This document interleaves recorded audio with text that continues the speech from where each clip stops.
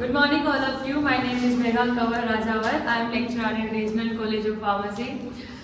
Today we are going to study D Pharms Part 1 subject, that is Social Pharmacy, unit number 3, named as Nutrition and Health. इसके पहले हमने 2 unit complete करवा चुकी है, अच्छे से समझा सका है हर एक तरीके से। अब हम स्टार्ट कर रहे हैं 3rd यूनिट। हमारे इसका सिलेबस इस तरीके से है कि सबसे पहले इसमें बेसिक ऑफ न्यूट्रिशन बताया गया है, क्या क्या है क्या नहीं है, मैक्रो न्यूट्रिएंट्स, माइक्रो न्यूट्रिएंट्स। हम सबसे पहले यहाँ तक की डिस्कस करेंगे, ठीक है। इसके आगे हम बाद में डिस्कस करेंगे। सबसे पहले न्यूट्रिशन क्या होता है। न्यूट्रिशन इस यूनिट का ही एक शब्द है, मेन हेडिंग है। न्यूट्रिशन क्या होता है, ये यूटिलाइजेशन होता है कि किस तरीके से खाने को जो लिविंग ऑर्गेनिज्म से, चाहे प्लांट हो, चाहे एनिमल हो, चाहे ह्यूमंस हो, किस तरीके से उसको यूटिलाइज करेंगे। यूटिलाइज करना मतलब किस तरह उसको यूज में लेंगे, किस तरीके से वो उनके लिए एक तरीके से सोर्स ऑफ एनर्जी बनेगी, या उनकी ग्रोथ में हेल्प करेगी, या उनको आगे बढ़ने में मदद करेगी, होता है ना, या उनकी नॉर्मल एक्टिविटीज को रेगुलेट करेगी। वो सब चीजें हमारे न्यूट्रिशन का है। जैसे कि गाड़ी में हमने फ्यूल डाला, पेट्रोल, और पेट्रोल क्या है, पेट्रोल भी गाड़ी के लिए न्यूट्रिशन है। आई बात समझ में। जैसे ही खाना हमारे लिए न्यूट्रिशन है, खाना हमारा फ्यूल है, फूड हमारा फ्यूल है, जिस तरीके से पेट्रोल गाड़ियों का फ्यूल होता है, ठीक है। न्यूट्रिशन अलग अलग काम में आता है कि आपको ग्रोथ में काम आता है, आपकी रिप्रोडक्टिव हेल्थ को मैनेज करने में काम आता है, आपकी फिजिकल मेंटल एबिलिटीज को क्लियर करने में काम में आता है, फिजिकल एक्टिविटीज करवाने में काम आता है, दौड़ने, भागने, मारने, पीटने में, सोचने समझने में काम आता है। उम्र बढ़ती है तो न्यूट्रिशन की रिक्वायरमेंट धीरे धीरे ज़्यादा होती जाती है। क्यों? क्योंकि उनकी जो कैलोरीज अपटेक के नीड है वो ज़्यादा बढ़ने लग जाती है। वही बात है ना कि गाड़ी है, कोई नई ली है तो ज़्यादा माइलेज देगी, धीरे धीरे उसको ज़्यादा फ्यूल चाहिए होगा और कम माइलेज देना शुरू कर देगी। वही नॉर्मल हमारे इंसान के साथ में चीज़ होती है, ठीक है। 2-3 तरह का न्यूट्रिशन होता है, आइडियल न्यूट्रिशन, अंडर न्यूट्रिशन और ओवर न्यूट्रिशन। अगर आपको लग रहा है कि एक्स्ट्रा चीजें तो आप लिख भी सकते हो। Ideal nutrition, over nutrition and under nutrition. Ideal मतलब होता है फिक्स अमाउंट, ओवर मतलब होता है मोर, अंडर मतलब होता है लो। देखो आइडियल न्यूट्रिशन वो होगा जितना कैलोरीज 250 कैलोरीज चाहिए एक एडल्ट मैन को, तो उसको उतनी कैलोरी मिल रही है उस खाने से, तो वो क्या हो जाएगा, आइडियल न्यूट्रिशन मिल रहा है बंदे को। अगर उसको ज्यादा न्यूट्रिशन मिल रहा है, जितना चाहिए उसे 2500 चाहिए, उसको 3000 कैलोरीज मिल रही है, तो वो उसके लिए ज्यादा हो जाएगा और उसको हम बोलेंगे ओवर न्यूट्रिशन। ओवर ऐसे मतलब ज्यादा ओवर कर रही है, तो ऐसे बोलते हैं ना, और मतलब कुछ ज्यादा ही हो रही है चीज हो। अंडर मतलब क्या होता है, नीचे मतलब ये होगा कम, तो फिर अंडर न्यूट्रिशन मतलब होगा जितना हमें चाहिए, रिक्वायरमेंट है उससे कम न्यूट्रिशन हमें मिल पा रहा है, ठीक है। अगर केमिस्ट्री के अंदर सब केमिस्ट्री हो गई, इकोलॉजी अपनी सब्जेक्ट आएगी, HAP, इन सब के अंदर हम मेटाबॉलिज्म पढ़ते हैं, और बाकी जब बायोकेमिस्ट्री आएगी उसके अंदर मेटाबॉलिज्म मतलब है किसी से टूट रहा है, उससे क्या बन रहा है, कैसे एनर्जी बन रही है, ठीक है। जैसे कार्बोहाइड्रेट टूट के ग्लूकोज बनता है, तो वो सब बनना हम सब किसमें पढ़ेंगे, बायोकेमिस्ट्री में पढ़ने वाले, ठीक है। तो इसकी डिफाइन भी बोल सकते हैं कि nutrition is defined as the science of taking and utilising food and its relationship to health. कैसे खाना खा रहे हैं और हेल्थ पे क्या प्रभाव डाल रहा है, इस रिलेशनशिप को भी हम न्यूट्रिशन बोल सकते हैं, ठीक है। फूड एंड हेल्थ, इसके बीच का जो रिलेशन होता है उसको हम क्या बोल सकते हैं, न्यूट्रिशन, ठीक है ना। इसके बाद हमने शुरू किया था, क्या शुरू किया था, 7 तरह का हमने बताया था एसेंशियल न्यूट्रिशन। कौन कौन से बताए थे, carbohydrate, protein, fat, vitamin, minerals, water, dietary fibre. Dietary fibre को आप फाइबर भी बोल सकते हो। अब हमने 2 क्लास पढ़ी, एक हो गई मैक्रो और एक हो गई माइक्रो। मैक्रो मतलब वो न्यूट्रिएंट जो कि हमें ज्यादा अमाउंट में चाहिए होते हैं, जिसकी नीड शरीर को ज्यादा होती है। अगर वो हमें नहीं मिलता है, अगर उसकी रिक्वायरमेंट कम होती है, तो विजिबल दिखती हुई बीमारियां होनी शुरू हो जाएगी, ठीक है। माइक्रो मतलब ये है कि वो जरूरी है, इतना कुछ नहीं कि जरूरी नहीं है, पर उनकी अमाउंट कम होगी, उनके यूसेज जो उसकी इंपॉर्टेंस है हमारे शरीर के अंदर अगर हम कंपेरिजन करेंगे मैक्रो और माइक्रो को तो मैक्रो के कंपेयर में कम होगी उनकी जरूरत, ठीक है। जैसे कि पीएम और सीएम है, मान लो फॉर एग्जांपल तो पीएम है, उसकी जरूरत देश को ज्यादा है। अगर हम बात करते हैं कि इंडिया में कोई डेवलपमेंट प्रोग्राम लाना है तो उसके अंदर पीएम का ज्यादा इन्वॉल्वमेंट होगा ना, प्राइम मिनिस्टर का ज्यादा इन्वॉल्वमेंट होगा, डायरेक्ट बॉडी है वो वहां पे। पर सीएम का इन्वॉल्वमेंट इतना नहीं होगा, क्यों? सीएम एक स्टेट का काम कर रहा है बस, अगर उसकी स्टेट पे बात आ रही है तो ही उसका काम मान लो आप। बाकी अगर इंडिया लेवल पे बात आ रही है तो आपका पीएम का सीएम का कोई काम नहीं होगा। तो बस वही बात है, मैक्रो और माइक्रो, मैक्रो मान लो आप पीएम है, माइक्रो आप मान लो सीएम है, दोनों अपनी जगह जरूरी है। पीएम को मानोगे तो आप पूरी इंडिया के लिए इंपॉर्टेंट है, तो वैसे ही मैक्रो आपके पूरे शरीर के लिए बहुत ज्यादा इंपॉर्टेंट चीज है। चाहे कोई सा भी पार्ट हो शरीर का, हाथ हो, पैर हो, नाक हो, कान हो, चलना हो, फिरना हो, रोना हो, कुछ भी हो, ठीक। और माइक्रो की बात करोगे तो वो भी जरूरी है। सीएम कितनी बड़ी बॉडी होती है शरीर के अंदर, जरूरी होती है ना एक स्टेट पॉलिटिक्स के अंदर, उसी तरीके से माइक्रो भी हमारे लिए जरूरी होता है। लेकिन जब पूरे शरीर के टर्म में बात करेंगे तो वो मैक्रो इतना इंपॉर्टेंट नहीं होगा, ठीक है ना। समझ में आ रहा है मैं क्या कहना चाह रही हूँ आप लोगों को, ठीक। अब हमने स्टार्ट किया है सबसे पहले कार्बोहाइड्रेट, ये या प्रोटीन शुरू किया, क्या शुरू किया था पहले? कार्बोहाइड्रेट, ठीक है। कार्बोहाइड्रेट में क्या किया था कि ये मेन सोर्स ऑफ एनर्जी होता है। क्यों ये लाइन हमने क्यों बोली है कि मेन सोर्स ऑफ एनर्जी है? ये लाइन हमने इसलिए बोली है क्योंकि जब कार्बोहाइड्रेट ब्रेक डाउन होता है, ब्रेक डाउन एक सिग्मिक एसिड पाथवे आएगा आपकी बायोकेमिस्ट्री में, साइकिल आएगी पूरी, एटीपी एडीपी वगैरह बनेगी, ठीक। तो उसके अंदर लास्ट जो उसका प्रोडक्ट होगा ना उस साइकिल में, वो होगा ग्लूकोज। क्या होगा? ग्लूकोज। और हम सब बचपन से पढ़ते आ रहे हैं ग्लूकोज क्या है, एनर्जी किससे मिलती है शरीर को? ग्लूकोज से। तो मैंने ये लाइन बोली ना कि main source of energy carbohydrate क्या है? Main source of energy. क्यों है?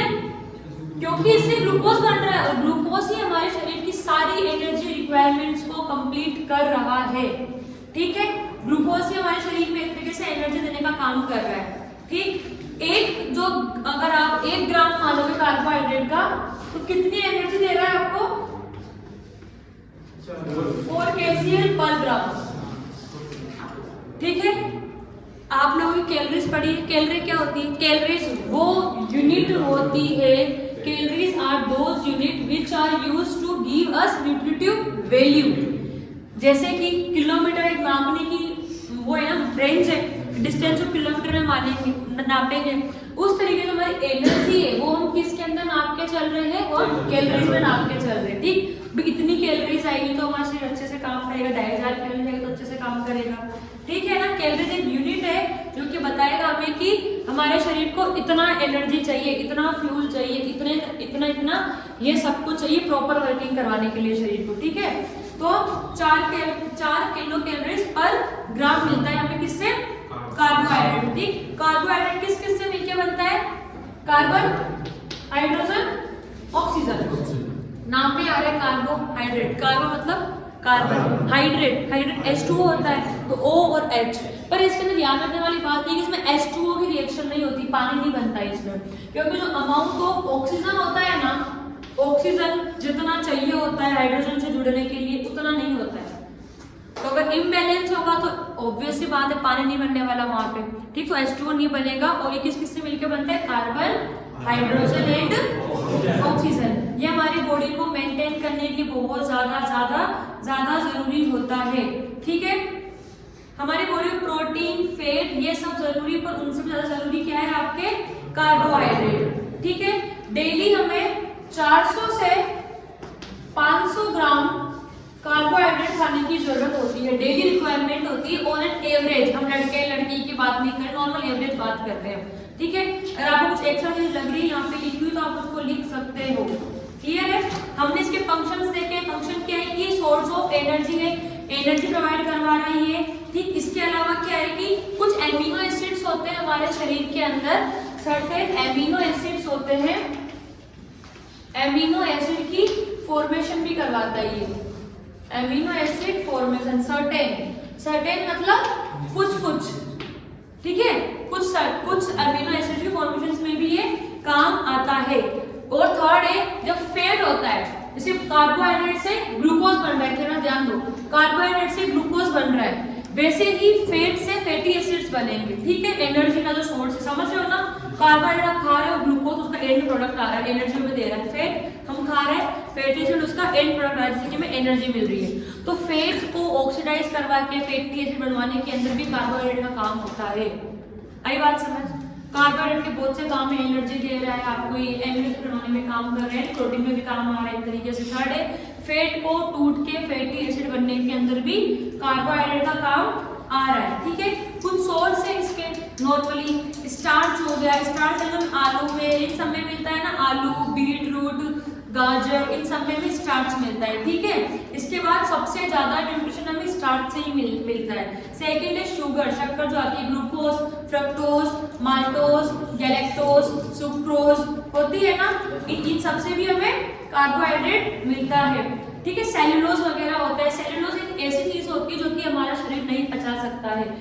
जब गाय कैसे होती है, वो पत्ते खाती है, हम पत्ते नहीं खा सकते डायरेक्ट, उसे पचेंगे नहीं वो, क्यों? सेल्यूलोज इनडाइजेस्टेबल फाइबर होता है। ये क्वेश्चन बहुत आता है, बहुत कॉमन सेंस वाला क्वेश्चन है। सेल्यूलोज एक इनडाइजेस्टेबल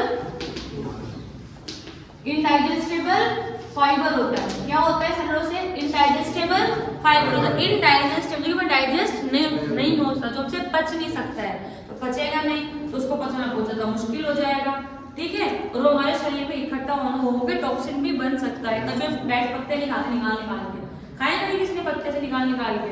पान का खाते हैं तो उसमें बहुत कम फाइबर क्वांटिटी होती है, ठीक है, बाकी नॉर्मली नहीं खा सकते हैं। इसके बाद डाइटरी फाइबर हो गए आपके, इतने दूसरे भी हमें कार्बोहाइड्रेट मिलता है। इसके अलावा और क्या एक्स्ट्रा रिक्वायरमेंट है कार्बोहाइड्रेट में? 2500 से 3500 कैलोरीज एक इंसान को पर डे चाहिए होती है, ठीक है। इसके अंदर 1148 से 1658 तो आपके कार्ब से मिल रही है, ठीक है। कर लो ना मल्टीप्लाई, 4 मल्टीप्लाई 400 कितनी होगी? 1600, ठीक है। लास्ट 1600 हो जाएगी आपकी, क्लियर है। 1 ग्राम कार्बोहाइड्रेट से हमें 4 कैलोरीज मिल रही है, ठीक। इसका जो बिल्डिंग ब्लॉक्स होता है, बताया था मैंने बिल्डिंग ब्लॉक्स क्या होता है, ईंट मकान वाला एग्जांपल दिया था। इसका बिल्डिंग ब्लॉक होता है मोनोसेक्राइड्स। क्या होता है इसका बिल्डिंग ब्लॉक?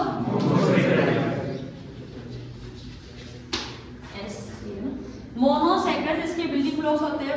बहुत सारे मोनोसेक्राइड आते हैं, जुड़ते हैं, पॉलीसेक्राइड्स बनते हैं। पॉलीसेक्राइड बनने के बाद में वो कहीं जाके एक कार्बोहाइड्रेट बनाते हैं, ठीक। ये हमने कार्बोहाइड्रेट इतना ही किया था, ठीक।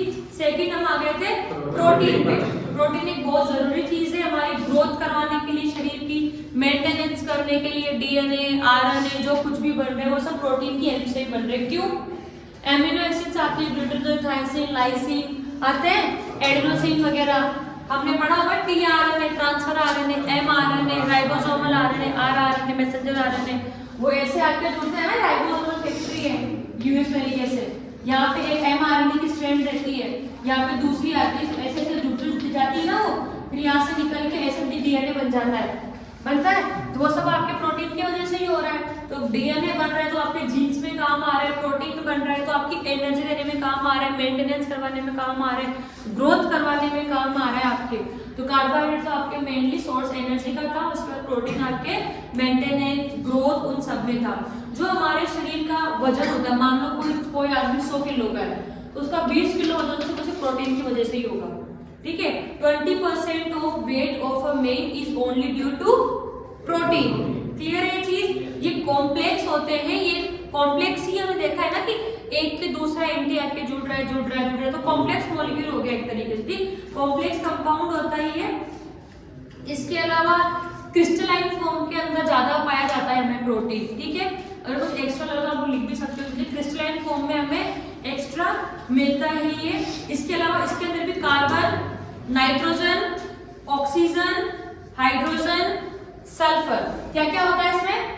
कार्बन, सबसे पहले कार्बन, हाइड्रोजन, ऑक्सीजन, तीनों याद रखो, उसमें भी थे कार्बोहाइड्रेट। फिर एक्स्ट्रा क्या है इसमें? सल्फर और नाइट्रोजन, ठीक है।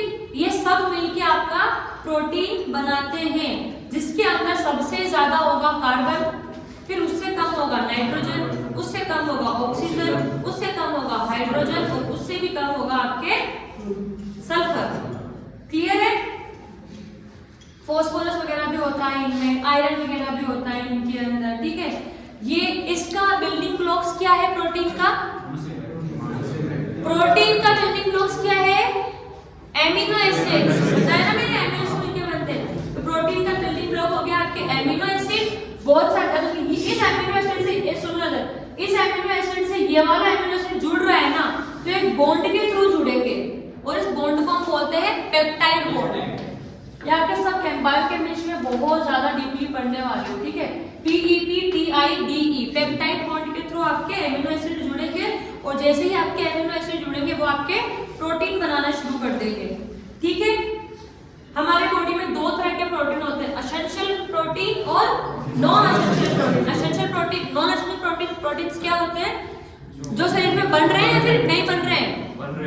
जो शरीर में बन रहे हैं वो कौन से प्रोटीन होते हैं?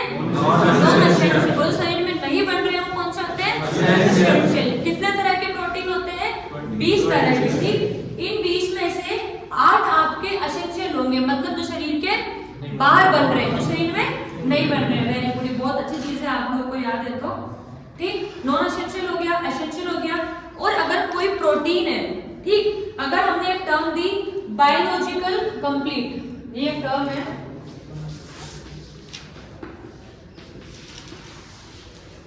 Biologically complete. अगर हमने किसी चीज को यहाँ, अगर हमने किसी प्रोटीन को बोला ना, लिखो नहीं टर्म है, किसी प्रोटीन को हमने बोला कि ये प्रोटीन तो बायोलॉजिकली कंप्लीट है, ठीक है, तो इसका मतलब क्या होगा? इसके अंदर 20 के 20 प्रोटीन होंगे, यानी एसेंशियल, नॉन एसेंशियल सारे प्रोटीन आ जाएंगे, तो उस चीज को हम क्या बोल देंगे? बायोलॉजिकली कंप्लीट प्रोटीन, ठीक। इसके एग्जांपल क्या है, किसके अंदर मिलता है हमें? बायोलॉजिकली एक्टिव प्रोटीन होता है, उसका सोर्स क्या है, किससे मिलता है? हमने इतने सारे सोर्स लिखवाए थे ना, सबसे ज्यादा क्या लिखवाया था? एग योक और मिल्क, ठीक है। दूध हुआ, एग योक हुआ, ये ऐसी चीजें हैं जिससे कि हमें पूरे के पूरे 20 के 20 प्रोटीन मिल जाते हैं। कुछ एक दो भी अगर इनमें से कम हो जाए, अगर 20 में से अगर एक दो भी कम हो जाते हैं, 18-19 हो जाएंगे, तो हम उसको बायोलॉजिकली कंप्लीट प्रोटीन नहीं बोलेंगे, उसको हम क्या बोलेंगे फिर? Biologically incomplete protein. बात समझ में आ रही है? इजी चीज है, इतनी कोई लेंथी वाली चीज है नहीं, लोड लेने की चीज है नहीं। और हमने इसके बाद कुछ प्रोटीन्स के नाम लिखवाए थे, लाइसिन, एलिन, ग्लाइसिन वगैरह करके, ठीक है, 20 प्रोटीन के नाम लिखवाए थे हमने। अब हमने लिखवाते हैं फंक्शन ऑफ प्रोटीन, बताया था क्या था? सबसे पहले ग्रोथ में काम आ रही है, शरीर में कट फट गया, बाउंड वगैरह, उसको रिपेयर करने में काम आ रहा है, शरीर को टिश्यूज जो होते हैं उसको मेंटेन करने में काम आ रही है। हमारे शरीर में ऑस्मोटिक प्रेशर बनता है, यहाँ पे सुटिक्स का टर्म है, उसमें आएगा आपके ऑस्मोटिक प्रेशर। बचपन में पढ़ा होगा, ये एक साइड पानी रखा हुआ, एक साइड शक्कर वाला पानी रखा हुआ है, तो एक बीच में आपने ट्रांसपेरेंट मेम्ब्रेन रख दी, तो पानी इधर से उधर जाएगा ना, जाएगा ना इधर से उधर, तो क्या होगा? एक तरफ तो आपकी कंसंट्रेशन ज्यादा है, एक से कंसंट्रेशन कम है, तो कम से ज्यादा की तरफ जाएगा, तो वो क्या हो जाएगा? आपके ऑस्मोटिक प्रेशर, ठीक है। तो उस चीज को मेंटेन करने में भी प्रोटीन का काम होता है। कुछ चीजें, ये बहुत इंपॉर्टेंट पॉइंट है, ये वाला चीज आपको बताने वाली हूँ मैं अभी, ठीक है। ये आपके सब जगह काम आएगी। हमारे रिसेप्टर्स हो गए, क्या हो गए? हमारे रिसेप्टर्स हो गए, ये हमारे एंजाइम्स हो गए, हमारे कैटलिस्ट हो गए। कैटलिस्ट को तो फिर भी आप इतना नहीं बोल सकते, पर जो दो चीजें हैं, रिसेप्टर्स, एंजाइम, दोनों चीजें 100% प्रोटीन से बनी होती है। आपके कभी एग्जाम में या एमआरपी बन गए फॉर एग्जाम्पल, या फिर कभी एग्जाम में क्वेश्चन आता है कि व्हाट इज एंजाइम या फिर व्हाट इज रिसेप्टर, ठीक है, या फिर कभी किसी को बताना भी है आपको, सबसे पहले आपको शुरू किस बात से करनी है? It is a proteinaceous body, यानी या फिर it is a type of protein, या फिर it is made up of protein, जैसे भी लिखना है लिखो, बस उसके अंदर प्रोटीन का जिक्र कर दो, भी प्रोटीन से बना हुआ है, ठीक है। जितने भी एंजाइम है ना, जितने भी सब प्रोटीन से बने हुए हैं। क्लियर है चीज? एंजाइम्स क्या काम आते हैं पता है? रिएक्शंस को तोड़ रहे हैं, फोड़ रहे हैं, कहीं पे बढ़ा रहे हैं, कर रहे हैं, ठीक है। दो चीज होती है, एंजाइम और कैटलिस्ट। ये मेरा टर्म नहीं, केमिस्ट्री का, फिर मैं आपको बता रही हूँ, कोई दिक्कत नहीं है। एंजाइम और कैटलिस्ट। एंजाइम क्या होते हैं? एक रिएक्शन चल रही है, बहुत इजी चीज समझना, ठीक है। ये रिएक्शन चल रही है, ठीक, इसमें हमने एंजाइम जोड़ दिया एक में, और ये रिएक्शन चल रही है, इसमें हमने कैटलिस्ट जोड़ दिया। जब ये रिएक्शन रिएक्शन यहाँ पे कंप्लीट होगी ना तो एंजाइम पूरा का पूरा काम में आ जाएगा, कुछ नहीं बचेगा इसका, और बचेगा तो रिएक्शन कर पूरा के कुछ न कुछ बन जाएगा, ठीक।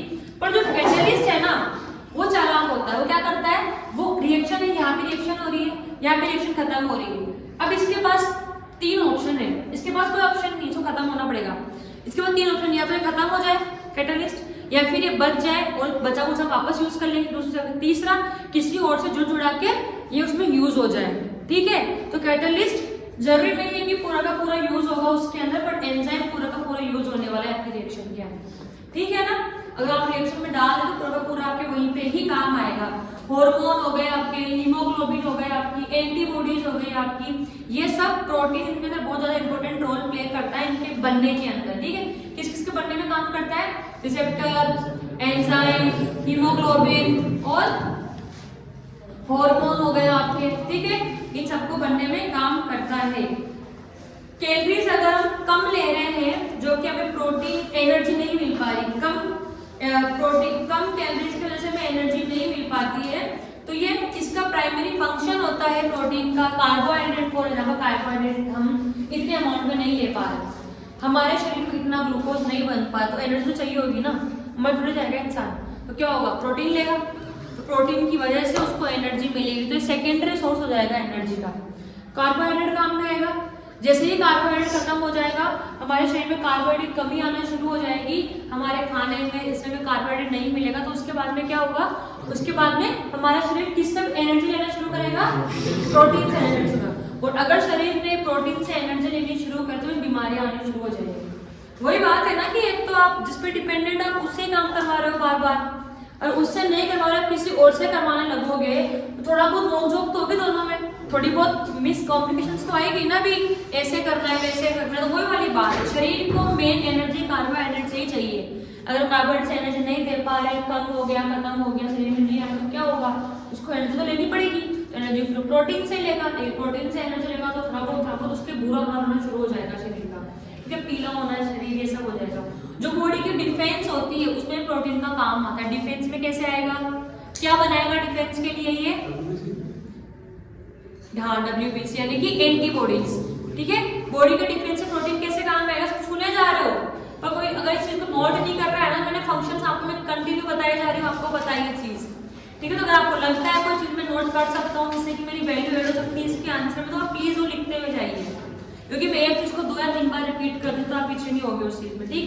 बॉडी के डिफेंस में काम आएगा, डिफेंस में कैसे आएगा, एंटीबॉडी प्रिपरेशंस करेगा ये, ठीक है। पीएच जो होता है हमारे शरीर का, पावर ऑफ हाइड्रोजन जो होता है, उसको बैलेंस करने में भी काम आता है। पीएच किसका होगा, फ्लूइड्स का होता है, जैसे कि आपके सलाइवा हो गया, ब्लड हो गया आपका, ठीक है, इन सबके पीएच को बैलेंस करने में भी काम आता है।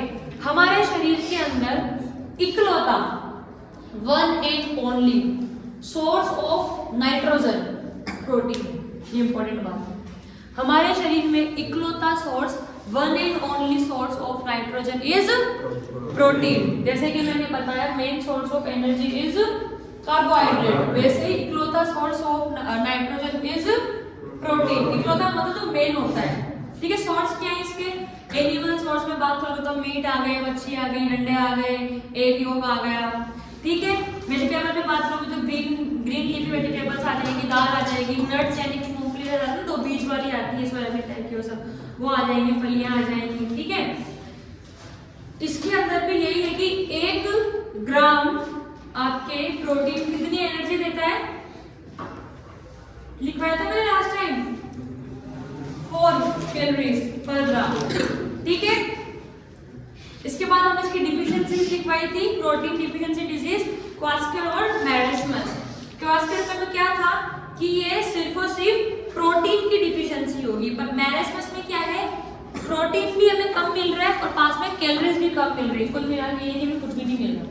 अगर हमें कुछ भी नहीं मिल रहा तो हमें मैरिस्मस हो जाएगा। क्या होता है मैरिस्मस, मतलब कि जो शरीर है ना उसको प्रोटीन चाहिए, और हम प्रोटीन की बात कर रहे हैं, तो अगर प्रोटीन नहीं मिल रहा है उसको मान लो सिर्फ प्रोटीन नहीं मिल रहा, carbohydrate, fat, vitamin, minerals, water, fibre सब अच्छे अमाउंट में मिल रहे हैं, ठीक है, सब कुछ ठीक है, तो उसको कौन से वाले देंगे, उसको क्वास्मट हो जाएगी, ठीक, क्वास्मट हो जाएगी। तो उसके बाद अगर उसको प्रोटीन नहीं मिल रहा, ठीक, पहला पॉइंट तो ये।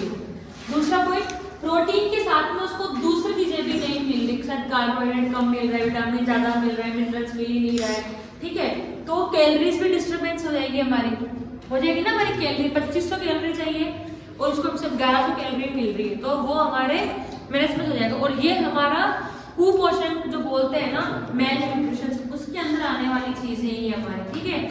जो मैनेजमेंट है वो आपके 1 साल से छोटे बच्चों को होती है, मोस्टली उन्हीं में दिखनी शुरू हो जाएगी, तो पेट फूल जाता है, होता है ना, सिर ऐसा बड़ा सा हो गया, आंखें लाल हो रही है, इस तरीके से होने लग जाता है। क्लासिकल के अंदर क्या होता है, इसके अंदर जो सोचने समझने की क्षमता है बच्चे की वो जाने लग जाती है, लाल कलर के बाल होने शुरू हो जाते हैं, सिर के, आंखों के यहाँ के बाल अलग अलग कलर के शुरू होती है, पिगमेंटेशन लॉस होता है, जो मेलानिन हार्मोन होता है हमारे शरीर में, काला करता है, गोरा करता है, बैलेंस रखता है, उसकी कमी होनी शुरू हो जाती है। तो इसको बचने के लिए बैलेंस डाइट लेनी पड़ेगी, जो आगे पढ़ेंगे, मैं बैलेंस डाइट का टॉपिक आएगा। प्रोटीन के बाद में क्या है आपके, फैट है। फैट क्या होता है, फैट से क्या बनता है, फैटी एसिड या फिर ग्लाइसरोल, ठीक। फैट से क्या बनता है, फैटी एसिड या फिर ग्लाइसरोल। इसकी किस किस से मिलकर बनता है फैट, कार्बन, हाइड्रोजन और ऑक्सीजन। किस किस से मिलकर बनता है, कार्बन, हाइड्रोजन और ऑक्सीजन। इसमें भी ऑक्सीजन कम अमाउंट में रहेगा तो पानी नहीं बन पाएगा, ठीक है। फैट हमारे अगर 20 डिग्री सेल्सियस पे रखेंगे तो क्या रहेगा, लिक्विड रहेगा या फिर सॉलिड रहेगा, solid. Fat are solid at 20 degree Celsius, तो हम उसको बोलेंगे फैट है। जब भी हम ये चीज बोलते हैं कि फैट, तो हमारे दिमाग में पहली चीज ये आती है कि सॉलिड है वो चीज, लिक्विड फैट हमारे दिमाग में आती नहीं, चर्बी बहुत सारी गाड़ी आती है ना दिमाग में, पानी में चर्बी भी आती नहीं, ठीक। पर अगर कुछ चीजें हैं जो कि एक टेम्परेचर के ऊपर लिक्विड हो गई, अगर कोई फैट है और वो लिक्विड हो गया, तो उसको हम क्या टर्म यूज करेंगे, ऑयल। उसके लिए हम क्या टर्म यूज करेंगे, ऑयल्स, ठीक है। इसके अंदर बहुत ज्यादा कैलोरीज होती है। कार्बोहाइड्रेट में कितनी बड़ी थी, 4 कैलोरी, इसमें कितनी होगी, 9। सबसे ज्यादा फैट में मिलती है, सबसे ज्यादा किसमें मिलती है, हमें फैट में मिलती है। और ये हमारे स्टोर कहाँ पे रहता है, हमारे फैट स्टोर रहता है। अब फैट को हमने अलग अलग कैटेगरीज में डिवाइड किया है, सिंपल, कंपाउंड और डिराइव्ड। सिंपल में हमने कोई ज्यादा आपको डीप नहीं जाना है, इसके अंदर आप टेबल में चल जाओगे डीप, सिर्फ नाम याद कर लो, सिंपल, कंपाउंड और डिराइव्ड। सिंपल का एग्जांपल है ट्राइग्लिसराइड, कंपाउंड का है फॉस्फोलिपिड और आपके डिराइव्ड का है कोलेस्ट्रॉल, ठीक है। आपने कंपाउंड वाला पढ़ा होगा, जब सेल वॉल की हम बात करते हैं, उसमें फैट होता है, ऊपर होता है फॉस्फोलिपिड लेयर होती है, बाइफॉस्फोलिपिड लेयर होती है, मतलब 2 फॉस्फोलिपिड लेयर्स होती है ना, तो ये हमारे सेल वॉल में भी काम आ रहा है, सेल वॉल को स्ट्रेंथ देने में काम आ रहा है फैट एक तरीके से। कोलेस्ट्रॉल हमारे शरीर के गुण, 2 तरह के कोलेस्ट्रॉल होते हैं, एचडीएल और लो एलडीएल, लो डेंसिटी लिपिड और हाई डेंसिटी लिपिड। लिपिड यानी कि फैट, बात एक ही आ रही है उसके अंदर, ठीक है।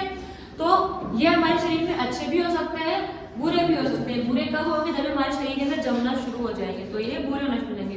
कोलेस्ट्रॉल स्टोन्स आने लग जाते हैं, गॉल ब्लैडर होता है ना, वहाँ पे इसके स्टोन्स आने लग जाते हैं कोलेस्ट्रॉल में, तो हमारे शरीर में खराब हो जाएगा, पूरा अपना गॉल ब्लैडर निकालना पड़ जाता है। और इसके अलावा अगर वो हमारे शरीर की गंदगी साफ करने में काम आए, तो हमारे शरीर के लिए लाभदायक चीज होगी वो, ठीक है। इसके बाद में हमने पढ़ा है कि जो इंसान का शरीर होता है वो ट्राइग्लिसराइड और कोलेस्ट्रॉल खुद से बना सकता है, इंटरनली बना सकता है, बोली थी ये चीज।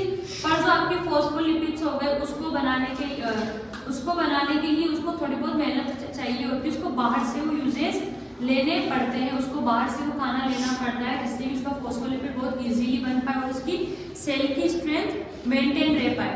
क्लियर ये चीज। फैटी एसिड, फैटी एसिड क्या है, फैट है, फैट टूट के क्या बन रहा है, फैटी एसिड। फैटी एसिड के हमने एग्जांपल लिखे हैं, सैचुरेटेड फैटी एसिड और अनसैचुरेटेड फैटी एसिड, ठीक है। एग्जांपल लिखवाए थे स्टेरिक एसिड वगैरह, लोरिक एसिड, ठीक है, सैचुरेटेड। और अनसैचुरेटेड हमने लिखवाए थे एग्जांपल, आप क्या नाम से थे, लिनोलिक एसिड, आर्किडोनिक एसिड, ठीक। एसेंशियल फैटी एसिड वो फैटी एसिड है जो हमारे शरीर के अंदर नहीं बन सकते, जैसे कि एसेंशियल प्रोटीन देखे थे, वैसे आपके एसेंशियल फैटी एसिड है। फैटी एसिड का काम क्या है कि हमें एनर्जी देने में काम आता है, हमारे शरीर को ठंड से बचाने में काम आता है। जब हमारे शरीर में कार्बोहाइड्रेट की कमी हो जाती है, प्रोटीन की कमी हो जाती है, तो हमें एनर्जी चाहिए होगी, और हमारे जो मरने वाली कंडीशन आ जाती है ना एक तरीके से, तो वो होती है फैट से एनर्जी लेना, ठीक है। कार्बोहाइड्रेट से एनर्जी लेना तो ओके, कि प्रोटीन से ले रहा है तो ठीक है 20% शरीर को नुकसान होना शुरू होगा, पर अगर फैट से उसने एनर्जी लेनी शुरू कर दी ना शरीर में, तो मान लो आपका शरीर 90% तक खत्म हो चुका है, ठीक है, आप लास्ट स्टेज पे आ चुके हो। उसकी डिजीज हमने देखी थी, ज़्यादा खाना, ओबेसिटी हो जाती है, हार्ट फेलियर्स होने में आपके ये काम आ जाता है, ये सब, ठीक है। इसके अलावा हम आगे जो टॉपिक से हमारे मैक्रो न्यूट्रिएंट्स कंप्लीट हो गए, सिर्फ मैक्रो न्यूट्रिएंट्स कंप्लीट हो गए हमारे, ठीक। अब कल पढ़ेंगे माइक्रो न्यूट्रिएंट्स।